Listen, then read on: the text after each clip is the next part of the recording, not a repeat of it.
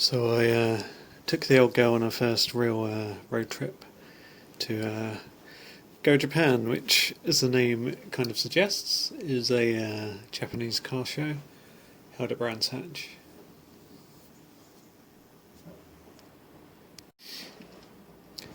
Got there pretty early and parked on the South Bank, which isn't a bad spot because it's easy enough to park. These were Civic. There was a Civic Cup race, like rounds of the championship, were on later that day. Lots of the were like sections for car clubs. And, yeah, some fairly interesting stuff there. Nothing too radical in this lot. Bit of a Civic showcase.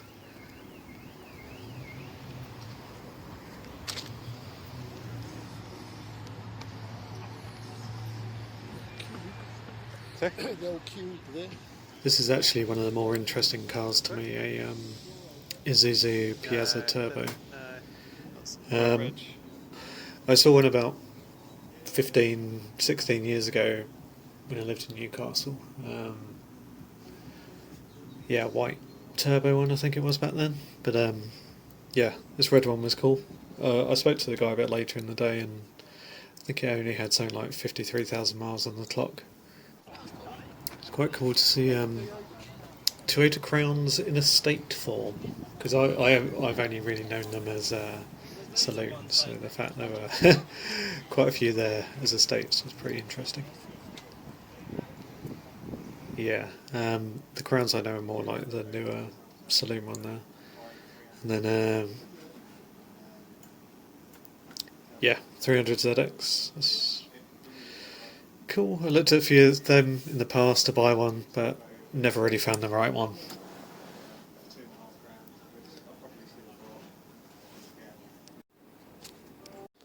Then there was a group of Celicas there that were quite cool. I'm not sure any of them were standard, but yeah, as you can see, had a fair bit done. Back in the day, I used to have it was a good car. You know, it was like my first sort of sporty car after having old Peugeots. I'm sure it's probably scrapped now. If anyone's got it, it was K256LOU. Again, I sold that up in Newcastle to a guy from Scotland, whose wife's name was Louise, and she was very excited on the phone when she realised the number plate had LOU on it.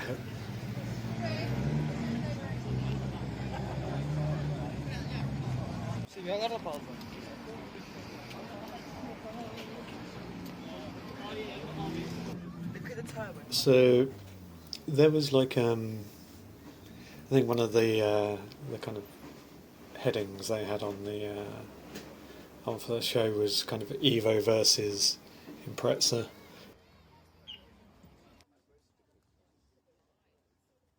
So as you can see, there were plenty of Imprezas there.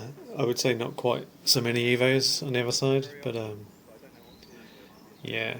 I mean, for me, it's always got to be that kind of Evo 5 sort of shape.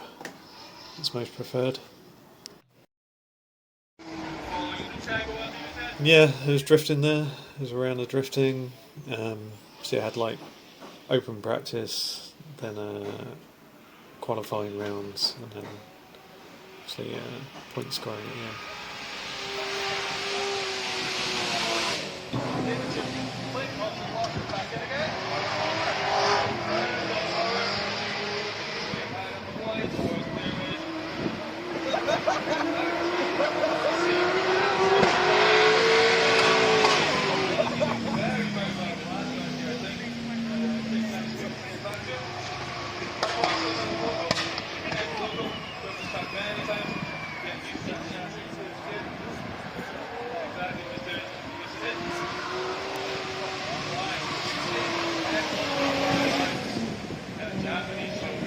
Yeah, and so after they'd done their practice session, you could have a wander around and see them fettling with the cars. yeah, I was actually, I don't know why, I was a little bit surprised how many of them were running V8s, to be honest. I think there was one S15 still running an SR20. But yeah, most of them have had swaps to V8s. A couple of Chevy LSs. Um, I think it's the AE86 running an old Toyota 1UZ from the look of it, with a whacking great turbo on the front of it.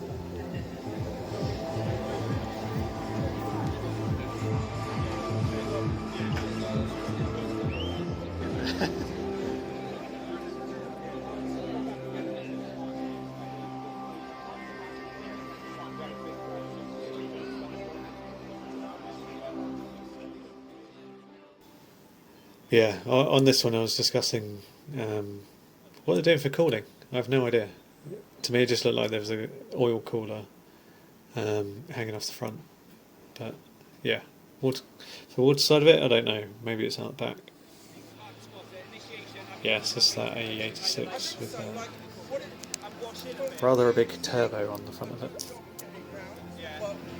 At the moment, in terms of where you are, it looks like you're slowing down a little bit through one, and then you're really relying on the power to pull. It's quick, isn't it?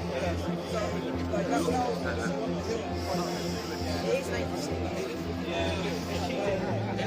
But, like, so if you can send the car, like, don't think about coming to the end. I don't know if you managed to get to. Yeah, so there were time attack rounds as well taking place through the day. So yeah, mix of cars in that one. And yeah, I think they're all divided up depending on how modified they are, and kind of decides the class they're in. I did spot Jimmy Broadbent was there with his MX-5.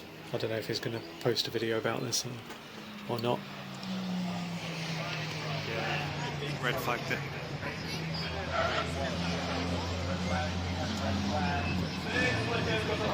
Just cut to the dirt, straight a bit through 30s, try to get it back together.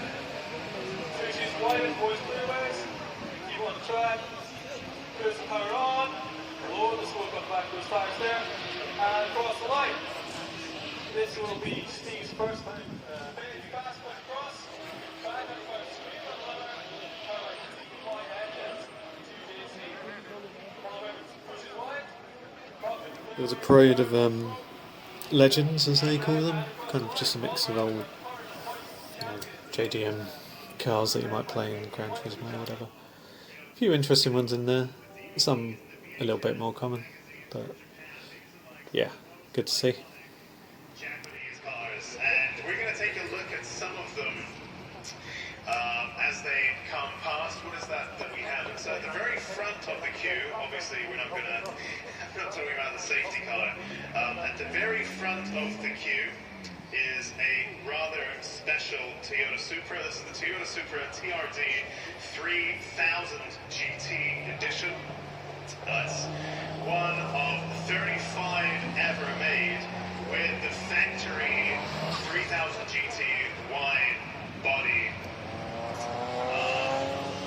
inspired by the competition car Super GT. Well, it was known as JGTC at the time, which then became Super GT. A lot of that racing is the 3000 GT car.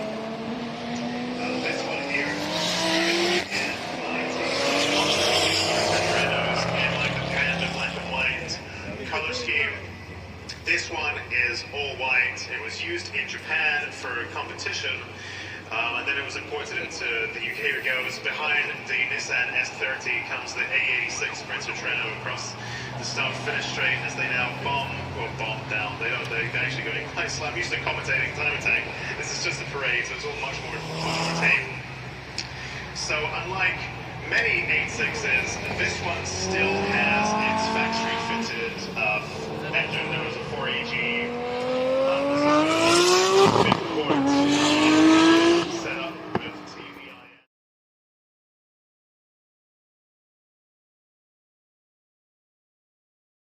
To those of you considering time attack, there we go. go. One returning competitor who enjoyed it so much last time heading back again. Josh Beardley is the most loyal to the Honda Civic Type R. Like to play himself in the Pocket Rocket class. Team BC Racing Honda Integra now on his Outback, and is the number 1 BC machine.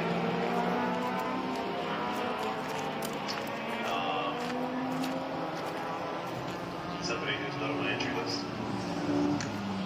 Let's see. Whilst countless other competitors are trying to do exactly the same, we have 22 cars on track right now, all of them trying to go as quick as they possibly can.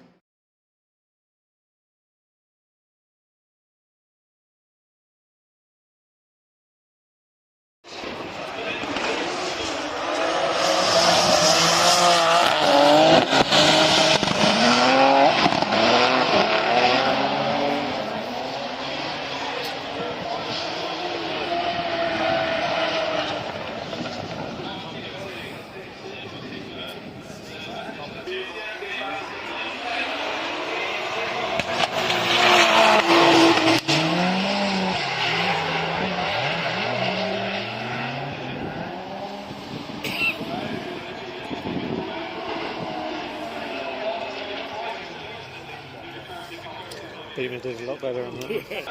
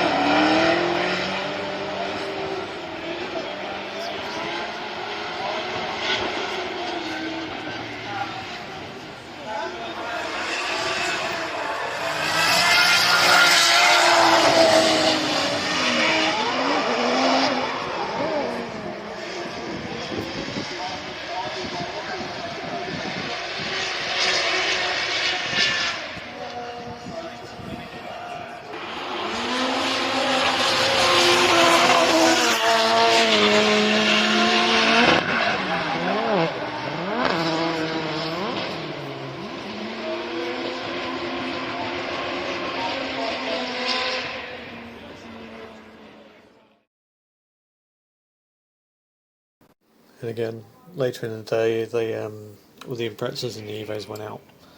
Imprezas first, then the Evos. Probably too many, I'd say.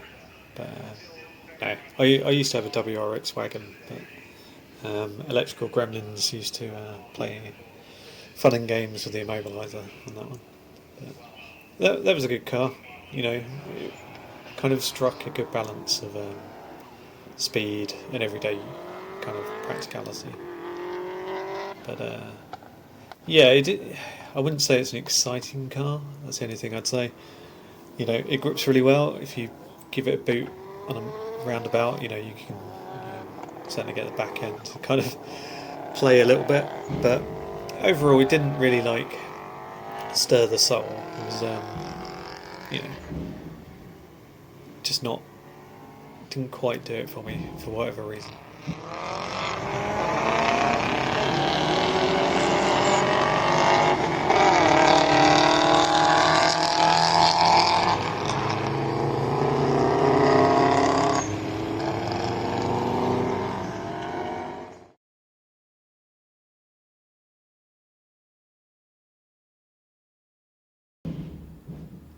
And this this last section is just various photos, different cars.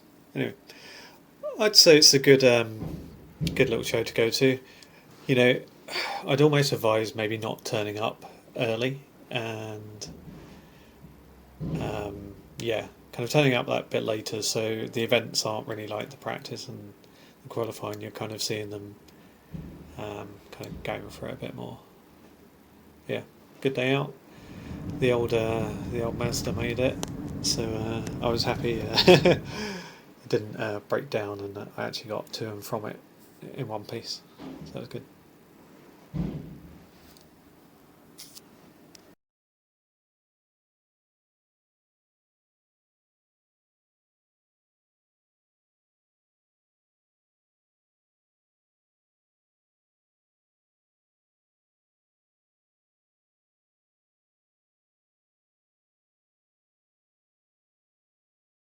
So for me, it's probably the car I like the most. Nice FCRX7. I've looked at a couple in the past, black one turbo and a white non-turbo, but yeah, ropey as hell. But this one looked pretty mint. So if anyone wants to buy me an RX-7, I'm more than welcome to take it off your hands.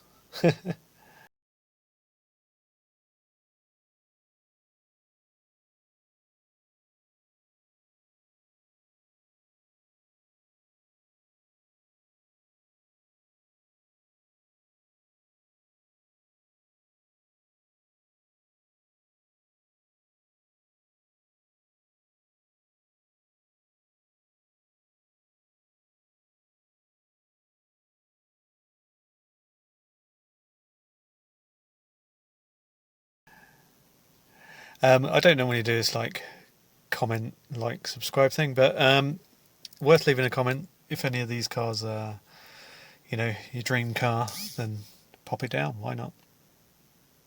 Anyway, thanks for watching. Bye bye.